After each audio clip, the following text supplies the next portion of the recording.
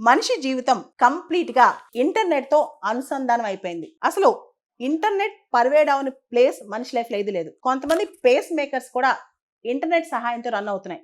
ఇంకా చెప్పాలంటే internet of things మన జీవితంలో ఇతర మనుషుల పైన మనం ఆధారపడలేం కానీ ఇంటర్నెట్ మీద మాత్రం కంప్లీట్ గా ఆధారపడిపోతున్నాం.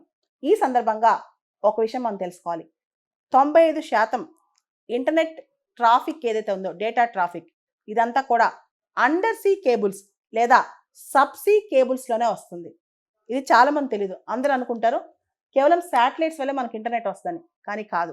మహాసముద్రాల లోతుల్లోంచి, కొన్ని వేల అడుగుల లోతుల్లోంచి, కొన్నిసార్లు మహాసముద్రాల పైనుంచి, ఇలా ఎక్కడ ఏ విధంగా అవసరమైతే ఆ విధంగా పెద్ద పెద్ద అండర్ సీ కేబుల్స్ లేదా సబ్సీ కేబుల్స్ నిర్మాణం చేశారు. దీనిపైన కంప్లీట్గా చాలా స్ట్రాంగ్ స్టీల్ కోటింగ్ ఉంటుంది అనమాట. లోపల ఆప్టికల్ ఫైబర్స్ ఉంటాయి. మనకు తెలుసు ఆప్టికల్ ఫైబర్స్ అనేవి టోటల్ ఇంటర్నల్ రిఫ్లెక్షన్ ఈ థియరీతో యాక్ట్ చేస్తాయి అనమాట. సో ఈ కేబుల్సే 1980s 1990s ఎప్పుడైతే ప్రపంచవ్యాప్తంగా చాలా దేశాలకి ఇంటర్నెట్ విప్లవం వచ్చిందో ఈ కేబుల్స్ ద్వారానే ప్రపంచం మొత్తం ఇంటర్నెట్తో అనుసంధానమైంది. ఈ కేబుల్స్ మహాసముద్రాల్లో ఉంటాయన్నమాట.